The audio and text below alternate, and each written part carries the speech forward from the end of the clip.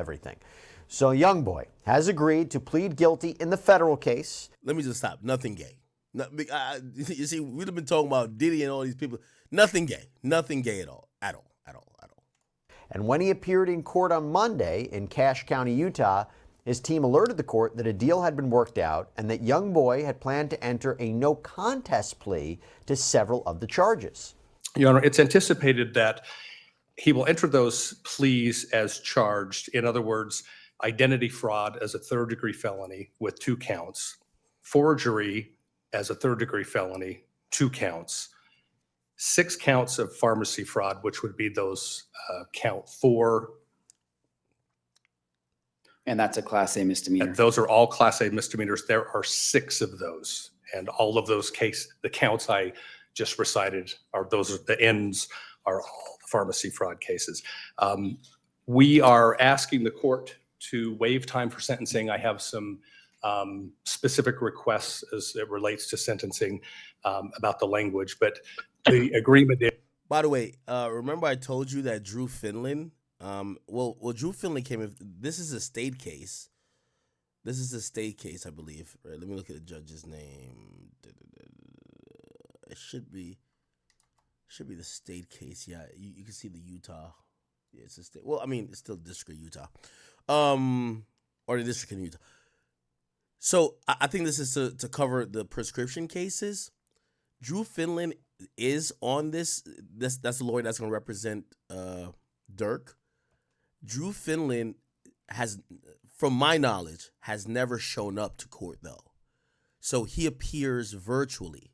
So the lawyer that's going to represent Dirk, when he appeared in hearings, he appeared virtually for Dirk, and he obviously spoke to the prosecutors outside of court to get these deals set up, but he's not actually in court. And you got to think, who the hell want to go to Utah just to do this one thing? He has a bunch of other shit going on. The judge did approve him appearing virtually, though. I don't think, is he back here? Is he back here or back here? Is. Yeah, I don't see Finland. Yeah. So yeah, this is not the same lawyer for this guy right here is not the same lawyer for Dirk, but he is on the overall case where there was a global plea. Hopefully you understand what I'm saying. That my client will pay a $25,000 fine to the court. And Your Honor, I have a cashier's check in hand. I'm holding. Gotta bring the cash, man. Show me the money. Hey, you know what they call Youngboy, right? 100 mil from the garage. 2023. Youngboy made 100 mil from that garage, man. Of course you could get that little $25,000. Let my boy go back free. You feel me? We got a cashier check right here, Judge. Remember that 25? Yeah, take that shit. It now that I would like to publish to the court at the end of this. Upon payment of that, the state has agreed to a 402 reduction for each of those 4 felony counts. They would all be reduced to Class A misdemeanors, and the case would close at that point in time. Okay, so NBA Youngboy entered a no contest plea to 10 charges out of the dozens that he was originally charged with, and this is all connected to identity fraud, forgery, unlawful pharmacy conduct. And when you enter a no contest plea, a little bit different than a guilty plea. No contest is basically saying, look, I can tell you that if this goes to trial, probably going to be found guilty, but I am not admitting my guilt. I'm not admitting wrongdoing. Now, as part of the deal, the felony charges were pled down to Class A misdemeanors. I'm going to give Mr. Williams a chance to put on the record just a little bit more detail about what's happening with the federal sentence and the amount of incarceration that Mr. Galden will be receiving as to why it might make some sense for the court to accept the plea bargain. Go ahead, Mr. Williams. Your Honor, thank you. I'm happy to do that. Oh, and by the way, Mr. Finland is going to appear. Remember what I was telling you? Mr. Finland, the big boss, Dirk's lawyer. You will see him. Matter of fact, you want me to show you him? Hold on, chat. Oh, Lord. I'll show you Mr. Finley now. Give me 1 second. Give me 1 second. Give me 1 second. Give me 1 second. Here it is. State of Utah versus Ken. This is the raw footage here. And first of all, you see Jeremy, who is in his local council, or no, not one of his councils, not local council actually. And Finland is gonna appear. You're gonna see him over here virtually. Here we go. Where's Finland? Right here. Big boss. Just look at this guy. Look at this. You know he's saying, "Thank you for the millions, YB," and I'm about to go get some millions from Dirk, and I'm gonna keep running it up, man. Okay. That nigga probably like, nigga, I'm not going to no motherfucking Utah, nigga. Catch me on Zoom. Anyway. For you to pay that. Okay, so he was there, you know? And, okay, let's just keep going through this, though. That, Your Honor, the agreement that my client has reached with the government, the federal government, Global plea deal. Here we go. Is he's already entered this plea. This is a matter of public record. He reached an agreement that has yet to be accepted by the district court. I should qualify that a sentence of incarceration of 27 months in the Bureau of Prisons would be a reasonable sentence. And we're awaiting sentencing on that currently. But the position here is that that is a significant sentence. Candidly, it could be that. Hey, H-Sound Gal, thank you for the $10 donation. I just made you mod, by the way. We need a female mod in the academy. No, the King Akademiks YouTube. So I just made you mod as well. Thank you for the donation, though. He were sent to the Utah State Prison on this. The board may release him far sooner than that. But he's going to do this 27 months within federal custody, which is why we're asking the court to follow this recommendation and this plea agreement that we've reached of just closing the case now. Then he can go. If you notice, YB just staring down the whole time, you know, not giving much body language. And remain in federal custody and go do that time when that sentence is handed down. So 27 months in prison on that other case, and once he's out of federal prison, Youngboy isn't off scot-free. He has to follow strict probationary rules for 60 months. That's 5 years, or else he goes back behind bars. And as part of that federal probationary period, would Mr. Galden be required to, I assume he would be subject to probation searches that would involve ensuring that he is not possessing or using any dangerous weapons, such as firearms. Likewise, no illegal drugs or alcohol. Yeah, this is going to be interesting. So remember, he has a state case and a federal case. He's going to be doing time federally. That's going to actually serve for both of them. This is a state court kind of just saying that, okay, whatever the Fed said, we're down to close it and just he'll do that Fed time. I wonder who's going to manage the probation. Is it going to be Utah or is it going to be the feds? Now, I don't have that much knowledge about how probation is different if it's federal as opposed to the state, but we all do know that 6ix9ine just got locked up basically for, failing to adhere to his federal release. And by the way, also a real quick update on 6ix9ine. Me and him, we're in contact, okay? So the boy's good. All right. Things of that nature. That's correct, Your Honor. And federal probation is a sort of unique animal. Okay, so federal probation. We get the answer. Not state of Utah governance probation is going to be feds, which I don't know if that's a good or bad thing because, shit, the feds, they don't play around with nothing. In the sense that it's akin to probationary terms in the state, which is to say that they could impose the entire sentence that was initially available to impose if there were to be a violation, but he would have federal probation officers for that period of time. And Your Honor, I would just add to that too, built within the federal code is any violation of probation that includes possession of a controlled substance requires automatic revocation of the term of probation. So there is a lot riding on our client doing well after the Bureau of Prison time and then for 5 years on probation. Now, the judge, like you do when anybody's entering a plea, questioned Youngboy about his willingness to accept this deal, to plead no contest, and also check to see if anything could be unduly influencing his decision. Mr. Galden, have you had enough time to speak to your attorneys about Yo, his head is just down the whole time. this decision to enter into this plea bargain? Yes. Wait, is he not looking at the judge at all? His head is just down. Have they gone over with you the rights that you would be waiving by accepting this plea bargain and entering no contest pleas and being sentenced today and having this case closed? Yes. Mr. Galden, are you on? Hey, is he not looking at the judge at all? Or am I tripping? Now, this is not a still image on the right. This is actually, both of these images are live. This judge is really nice, though. I know some judges would be like, look at me. Under the influence of any drugs or alcohol today? No. Are you on any medications right now? No. Are you thinking clearly today and understanding everything that's happening in court? Yes. Has anybody forced you or coerced you to get you to accept this plea bargain? No.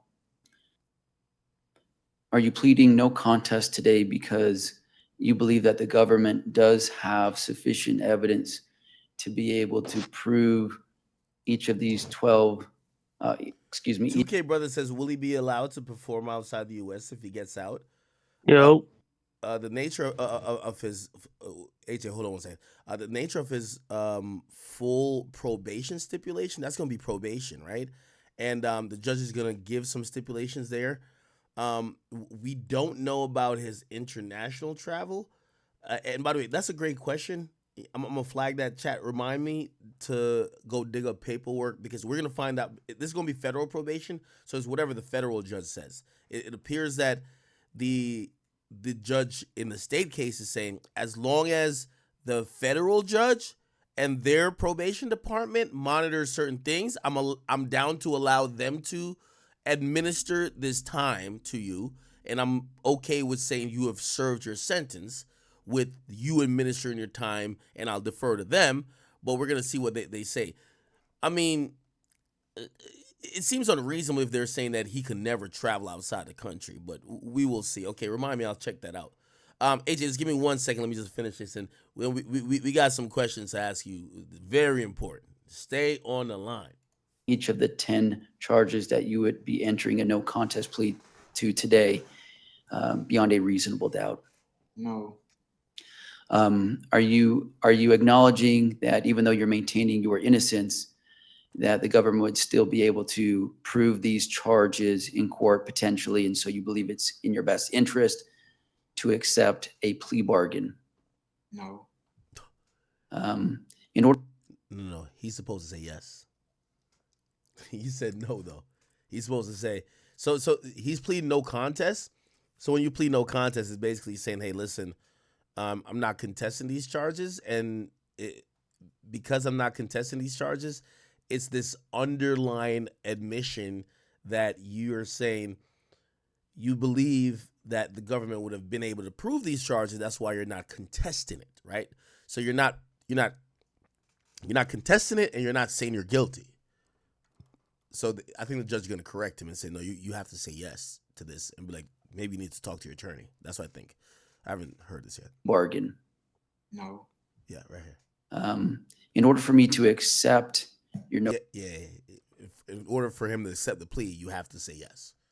So he's going to say, you got to talk to your lawyer or something. in order for me to accept your no contest plea, I just need to better understand and make sure that you are acknowledging that the global resolution of these cases is in your best interest, and that there is some basis for you to be accepting the plea bargain. There is some evidence that you believe would justify you accepting the plea bargain. Are you able to acknowledge that? His lawyer's talking to him. You see finally his head raised. His lawyer's saying, bro, remember we told you to say yes to this question? Yes. And now we get the yes. Obviously, this is necessary. It's important for the judge to make sure a defendant understands what they are agreeing to, what they are giving up, what their rights are, because the last thing that anybody wants is for them to enter into a deal and say they entered into it under duress or they didn't quite. Playful Anxiety, thank you for the 20. She's one of my favorite supporters. I actually follow her on the gram. She don't post though. I understand what was happening. I have to go back to the courts. This is clear. Now, the judge asked the prosecutor to By the way, provide. if you ask why I follow her, she's the most subbed person. No, she's the most gifted subs, I think. She gave the most gifted subs on Twitch, and she's on YouTube now, like, donating and gifting the most. So I had to follow her. Like, it's the least I could do. A factual basis for the allegations being made so that it would be on the record with the court. This is very standard, and anytime somebody enters a plea, you kind of want to list out what exactly we're talking about here. And for us, that gives us more details on what exactly Youngboy did. Let's have a factual basis to support the 10 charges he's pleading to. Your Honor, the defendant is ultimately criminally responsible, particularly under Utah Code 76-2. Now this is the prosecutor that's sitting down. He's addressing the court. Now, this might be tough for Youngboy. You could tell Youngboy don't want to talk at all. When they say they need a factual basis, he's going to read off a series of questions. Hey, Youngboy, did you call the pharmacy and act like a doctor? He's supposed to say yes, right? He's supposed to say yes, even though some nolo contendere, you don't have to. That's no contest, by the way. That you don't have to admit. Like, for example, with this is how great Brian Steele is. With Young Thug, he didn't have to admit for a factual basis of him running a gang, because that was important for him, because he was going to face millions of dollars in civil suits. So they took his nolo contendere plea without some of the factual criteria of him saying or admitting to certain shit. Like, for example, with Gunna's plea, which is an Alford plea, he had to say, yes, YSL's a gang. That's part of the plea. He had to say it. He had to admit it. 202 for a large-scale prescription drug fraud ring that has been known to have acquired various prescription medications, specifically promethazine with codeine, which is a cough suppressant that's a heavily abused Schedule 5 controlled substance in the state of Utah. And those were secured from multiple pharmacies in Cache County, as well as other pharmacies in northern Utah. Mr. Galden had acted with others in this criminal activity, particularly where there were 2 co-defendants, which were recently had their cases resolved before this court. And those co-defendants were intercepted as they were trying to pick up the fraudulent prescription at Larry's Pharmacy in Smithfield here in Cache County. Those 2 individuals were using Mr. Galden's vehicle. Why do I think Youngboy's head is down the whole time? Like, he's clearly sober. He's locked up. It's not like he's high. Do you think he's embarrassed? Or do you think he's just like, bro? I mean, I don't think he's embarrassed, man. When you're in that position, you're not. What point does it have to have ego? You know? No, it's not about ego. It's like, if I'm in. So part of, like, I would think what court is like submitting, right? Which means is, again, even the toughest gangster want to look like he is a little bit of, you want to humanize yourself. Obviously, this is a plea. This is not like, this is not a trial where the jury's there, or is not, even though this is technically sentencing, the plea's already negotiated. You kind of want to look at the judge, bro. He's just looking down. Like, you know what I mean? Like, you kind of want to be attentive, because the judge could definitely say, I'm not accepting this plea. Right? The judge could always say, I'm not accepting this. So you kind of want to, So you think that the judge could take that in a way of disrespect, like you're not being attentive, like there's a risk there? Yeah, I think an arrogant judge could. Honestly, I've seen. Did y'all see there was a situation in a case where the judge literally said, yo, when you come to my court, you have to be dressed a certain way or whatever. Like, some judges could do that. No, not some. Yeah. A judge could do that. It's up to that person. This guy's a really nice guy. You get what I'm saying? This guy's a really nice guy, but he could be like, sir, listen, look at me when I'm talking to you. I'm going to give you a chance here. Like, he could definitely do that. He could definitely Yeah, violate. it's a definite possibility. Like there are definitely some judges that get off on the power trip, but I think in this situation, he's kind of blessed that the judge that he has doesn't necessarily lean that way. So I don't necessarily think he'd take it that way. No, So I no, don't no. think it's gonna hurt him. No. I agree because of course the judge went along with what the prosecutor recommended. But hear what I'm saying. If you're young boys lawyers, like you want to coach your client, right? You want to be like, hey, listen, when the judge addresses you, you say yes, Your Honor, no, Your Honor. You want to, look at him as he's addressing you. You don't want to be looking menacing. And I think that might be a problem with Youngboy too, which I don't know. Maybe that's why they might tell him to look down, because Youngboy kind of has like this menacing look when he looks at people. Like Youngboy has this. Everybody know that Youngboy look. You saying young boy got resting bitch face, bro? Is this rested like I'm gonna fuck you up face? So maybe his lawyer's like, bro, if you can't change that, just just look down. Look down, bro. Just for real. No, I'm serious. Like I'm serious. Like, cause imagine if he's just doing one of these like I'm gonna fuck you up type shit. The judge might be like, hold on, man, this guy really. No, I'm serious. Like there has to be, like again, for anybody, even if you've gotten a traffic ticket or a DUI, like your lawyer is gonna talk to you, be like, hey, listen, when we get in front of the judge, when they address you, try to speak up, project your voice. Hey, don't say this, and this, or hey, listen, everything's gonna be read out for you. All you need to say is yes, Your Honor. Don't say ma'am. Don't say miss. Don't say mister. Don't say yes, sir. Just you need to say yes, sir. Like they kind of coach you a little bit. So I'm wondering if him just looking down, it kind of seems odd. I'm gonna be honest with you. I'm wondering if they're like, yo, bro, you have this demeanor that just won't play well. Just look down and look sad. If you look down, you look sad. If you look at him, looks like you're threatening him. I don't know. To make the pickup, and they were detained by law enforcement, and shortly thereafter someone contacted law enforcement pretending to be an elderly woman to whom the fraudulent prescription belonged. The prescription was listed to be for a Gwendolyn Cox, but this elderly woman, who was clearly someone pretending to Gwendolyn Cox. Yo, you can tell they got a sense of humor. Gwendolyn Cox. Like, who do you think Youngboy was around when he came up with that name?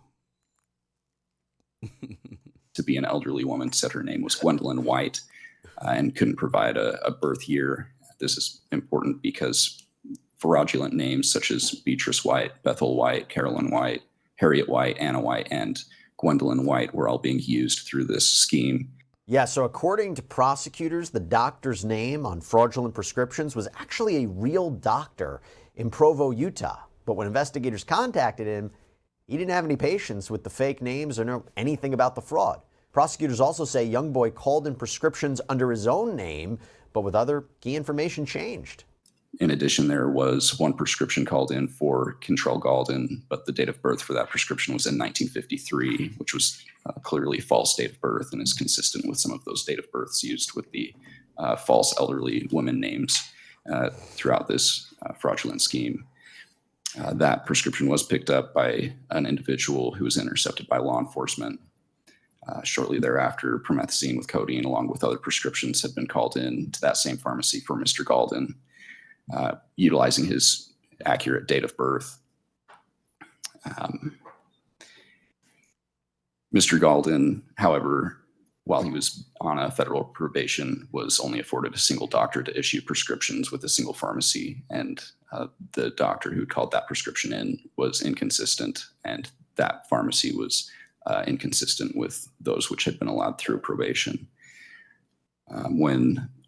In the end, there was a search warrant executed on Mr. Galden's residence. Law enforcement found a prescription bottle in Mr. Galden's bathroom inside the master bedroom. The bottle was for a Caroline White, one of the known fraudulent names, with the corresponding prescribing doctor who had confirmed the fraud. The prescription was for doxycycline, and the prescription bottle was consistent with the time frame and patient information for the promethazine with codeine that had also been picked up, according to a subsequently gathered Doppel report. Also in the bathroom was a prescription for doxycycline to control Galden, also prescribed by the same doctor and previously confirmed as fraud. This is consistent with the promethazine with codeine that had been prescribed with Cantrell's fake date of birth, and a prescription bottle of promethazine with codeine was also found inside the defendant's bathroom with no prescription label on the bottle. And a further search of the defendant's residence yielded 3 more bottles of promethazine with codeine. After the prosecutor read everything into the record, NBA Youngboy officially entered his plea to all 10 charges. To the charge of pharmacy fraud, a Class A misdemeanor, 6 separate counts. How do you plead to each 6 of those charges? No contest. The court finds that you have knowingly and voluntarily entered your no contest pleas. I've signed this statement of defendant and will now enter that into the record. And at the end of the hearing, the judge had a few more parting words, comments for Youngboy before sending him on his way. Mr. Galden, I've seen so many times that good men and women. Okay, he looked up at the judge. Okay. W, young boy. W, young boy. Okay. W, young boy. Who have a lot of talent and potential, that they can be robbed of that potential when they start to really struggle with their addiction. So I don't want that for you. You seem like a very talented young man. I'm hoping in your future that once you're done with your federal prison time, that you can be really successful on federal probation and have a really bright future where you can reach your full potential in every aspect of your life. Best of luck to you, Mr. Galden. Thank you. Thank Anything you, Your further? Honor. That's all I have, if I could Okay. excuse. You may. Thank you. Thanks. Thank you, Judge. Thank you all. So, $25,000 fine, 27 months in federal prison, possibly less with good behavior, and then 5 years of probation. Now, as we learn more about what's next for Youngboy, we will make sure to keep you updated. Yeah, this is the full thing. I think is that the full? Is apparently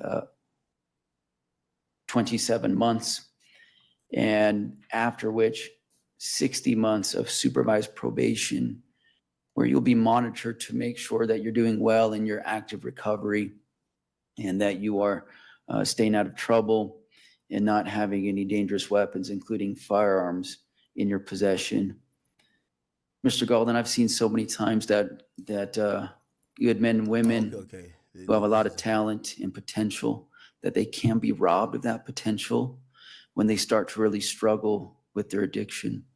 So I don't want that for you. You seem like a very talented time, that you can be really successful on federal probation and have Okay. where you can reach your. Yeah, that's him. That's all I have, if I could Okay. excuse. Okay. Okay. All right. All right. 27 months, man. I think I did a timeline on it. I think Youngboy will be out of jail. We're talking maybe in a year. I think next December 2025, or at the latest, I'm thinking March or April 2026, but I actually think it's going to be 2025. Remember, he's getting time served from May. All right, he's going to get time served from May. Yo, AJ, you here, brother? AJ not even here no more. God damn it, I was trying to figure out what's going on with He the cut out. the He meat cut grill out. joint. Holy. All right, all good. Ain't tripping. Okay. All right, people. So that's what's going on with NBA Youngboy, and we obviously do wish Youngboy the best of luck. You know, I've spoken to his people. He's in good spirits, and even Quando Rondo himself says Youngboy is looking out for people, even though he's the one incarcerated. Right?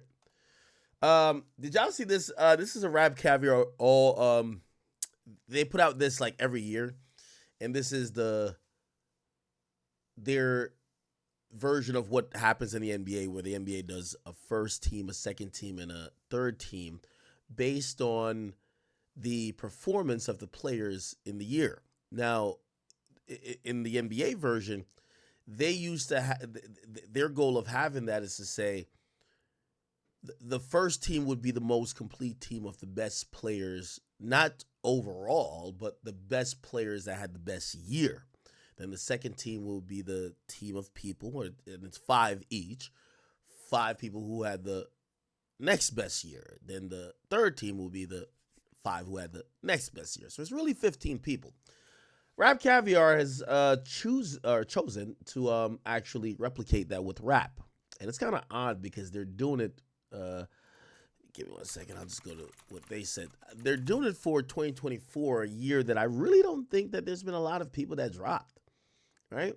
So NBA Youngboy recently has been back in court. You feel me? Youngboy, he got an interesting deal. I feel like his deal's probably a little, I mean, you could technically say way better than Young Thug's deal. He has to do 2 more years in prison, and then I'm pretty sure after that he gets probation for like 5 years or something, and then he's good. Which, I mean, that's good, I guess, but I just don't understand how, like, Youngboy had, like, he had the best of the best case scenarios going on for himself, bro. He was on house arrest, but it's like, he was probably bored, bro. He's inside the crib, and money just enhances who you really are. Youngboy probably wasn't really spending money on anything for real. Like, he couldn't really go anywhere. Like, okay, he could buy all the cars he wants and all that stuff. But let's say they said he generated like $100 million. So let's say he kept like, out of the 100 million, he got like 40, 50, 30, 40, 50 for himself. That's a lot of money, man. So he gets all that money for himself. He's just inside the crib. You feel me? Like, a lot of these rappers are hooked on different types of drugs, bro. Like, it's probably hard for me. He's probably addicted. Like, who knows, bro? I wish for the best for someone like YB, but man, I don't know. I like when someone's hooked on a drug and they don't want to get off, and they have as much money as YB, and no one around him could really tell him anything. He's always gonna be like that, bro. But it's your boy Big Act News. Make sure you like, comment, subscribe, and let me know what's up.